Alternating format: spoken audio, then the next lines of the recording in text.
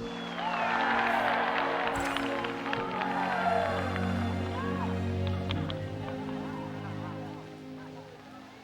am happy to join with you today in what will go down in history as the greatest demonstration for freedom in the history of our nation.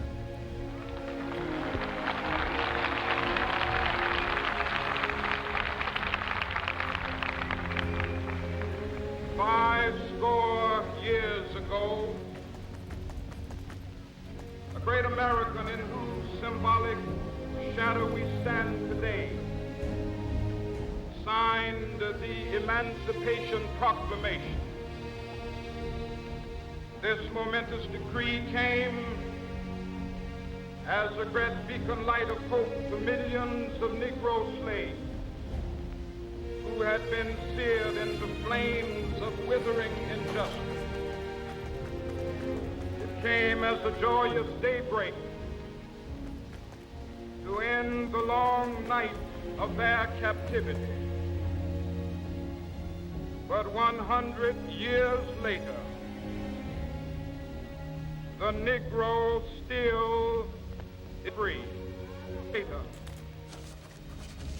The life of the Negro is still sadly crippled by the manacles of segregation and the chains of discrimination. 100 years later, the Negro lives on a lonely island of poverty in the midst of a vast ocean of material prosperity. 100 years later,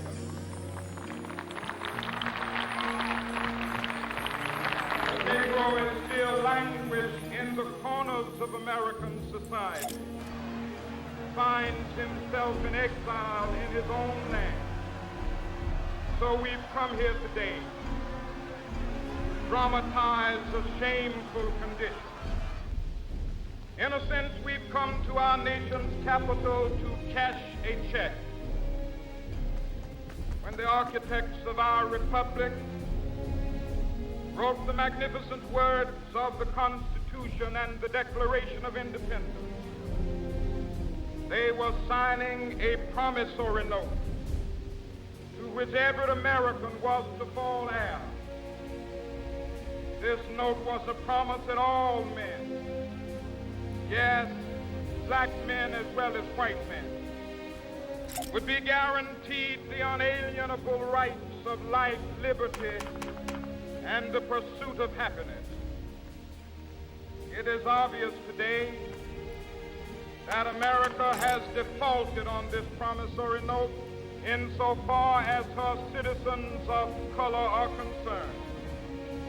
Instead of honoring this sacred obligation, America has given the Negro people a bad check, a check which has come back marked insufficient funds.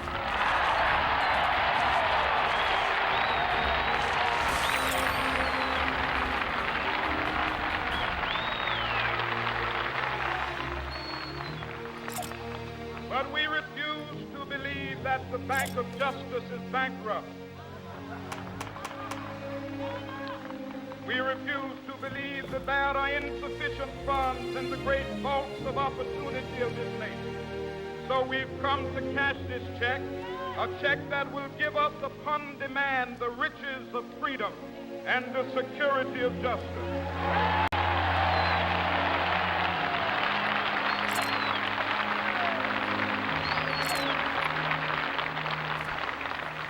We have also come to this hallowed spot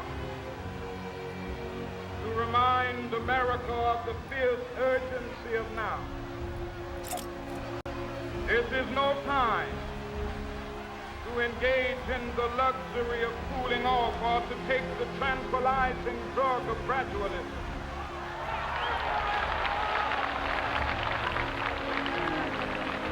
Now is the time to make real the promises of democracy.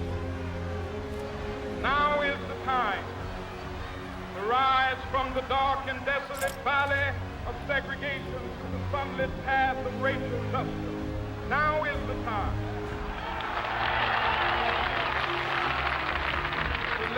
nation from the quicksands of racial injustice to the solid rock of brotherhood. Now is the time. Make justice a reality for all of God's children.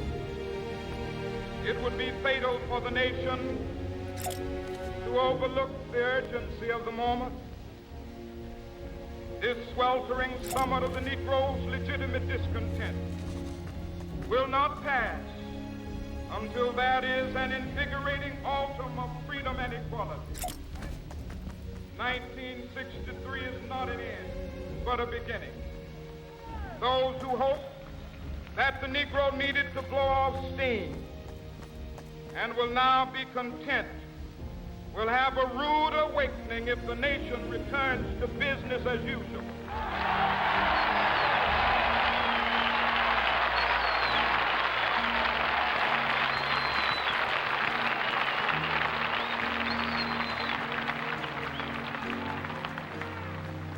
There will be neither rest nor tranquility in America till the Negro is granted his citizenship rights. The whirlwinds of revolt will continue to shake the foundations of our nation until the bright day of justice emerges. But that is something that I must say to my people who stand on the warm threshold which leads into the palace of justice. In the process of gaining our rightful place, we must not be guilty of wrongful deeds. Let us not seek to satisfy our thirst for freedom by drinking from the cup of bitterness and hatred.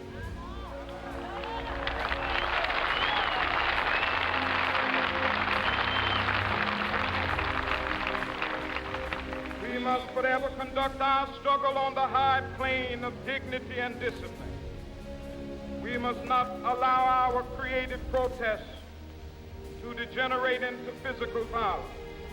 Again and again, we must rise to the majestic heights of meeting physical force with soul force. The marvelous new militancy which has engulfed the Negro community must not lead us to a distrust of all white people. For many of our white brothers, as evidenced by their presence here today, have come to realize that their destiny is tied up with our destiny.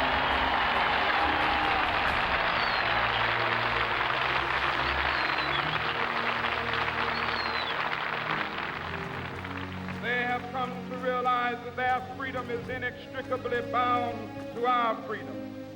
We cannot walk alone. As we walk, we must make the pledge that we shall always march ahead. We cannot turn back. There are those who are asking the devotees of civil rights, when will you be satisfied?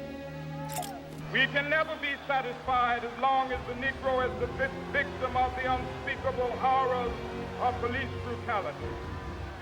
We can never be satisfied as long as our body is heavy with the fatigue of travel, cannot gain lodging in the motels of the highways and the hotels of the city.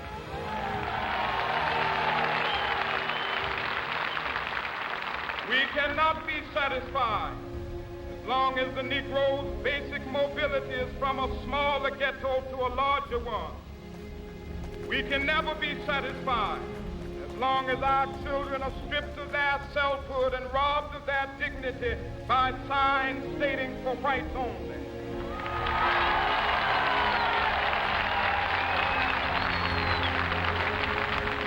We cannot be satisfied as long as a Negro in Mississippi cannot vote and a Negro in New York believes he has nothing for which to vote.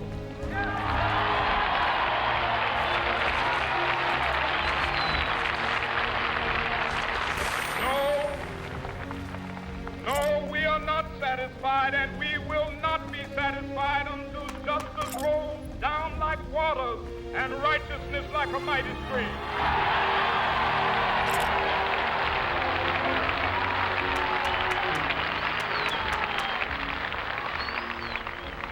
I am not unmindful Some of you have come here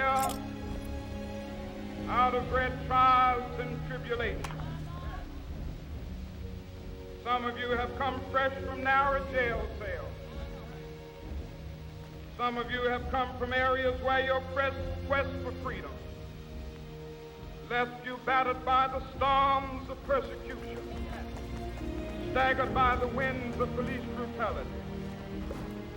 You have been the veterans of creative suffering.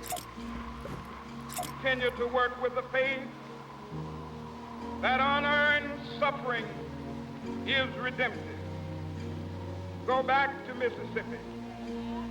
Go back to Alabama. Go back to South Carolina. Go back to Georgia. Go back to Louisiana. Go back to the slums and ghettos of our northern cities, knowing that somehow this situation can and will be changed. Let us not wallow in the valley of despair. I say to you today, my friend,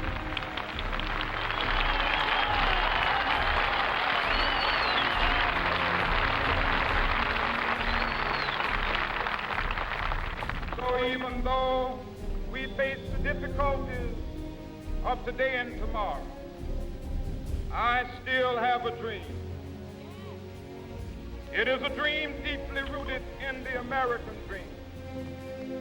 I have a dream that one day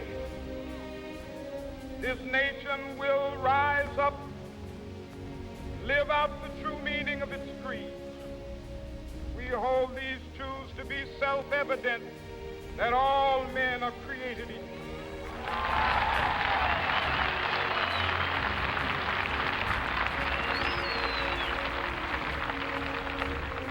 I have a dream that one day on the red hills of Georgia,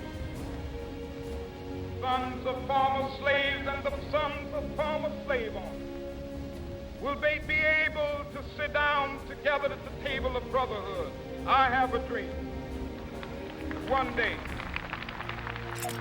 even the state of Mississippi, a state sweltering with the heat of injustice, sweltering with the heat of oppression, be transformed into an oasis of freedom and justice. I have a dream. My poor little children will one day live in a nation where they will not be judged by the color of their skin, but by the content of their character. I have a dream today.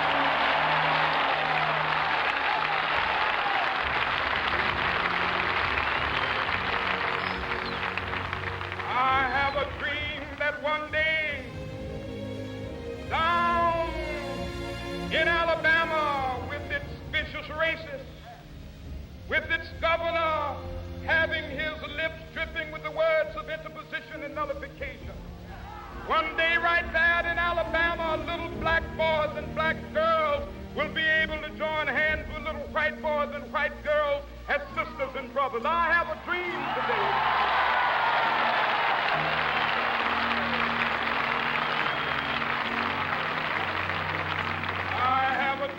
That one day every valley shall be exalted, every hill and mountain shall be made low, the rough places will be made plain, and the crooked places will be made straight, and the glory of the Lord shall be revealed, and all flesh shall see it together.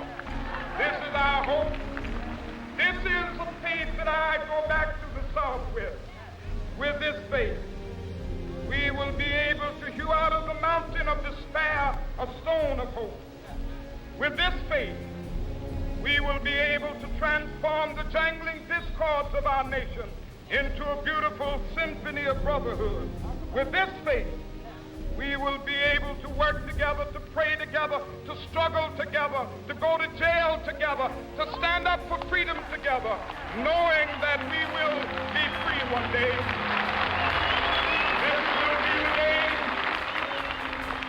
This will be the day with all of God's children be able to sing with new meaning, my country tears of thee. Sweet land of liberty of thee I sing. Land where my fathers died, land of the pilgrim's pride. From every mountainside, let freedom ring. And if America is to be a great nation, this must become true. So let freedom ring from the prodigious hilltops of New Hampshire. Let freedom ring from the mighty mountains of New York. Let freedom ring from the hiking Alleghenies of Pennsylvania. Let freedom ring from the snow-capped Rockies of Colorado. Let freedom ring from the curvaceous slopes of California. But not only that, let freedom ring from Stone Mountain of Georgia. Let freedom ring from Lookout Mountain of Tennessee. Let freedom ring from every hill and molehill of Mississippi, from every mountainside. Let freedom ring, and when it happens,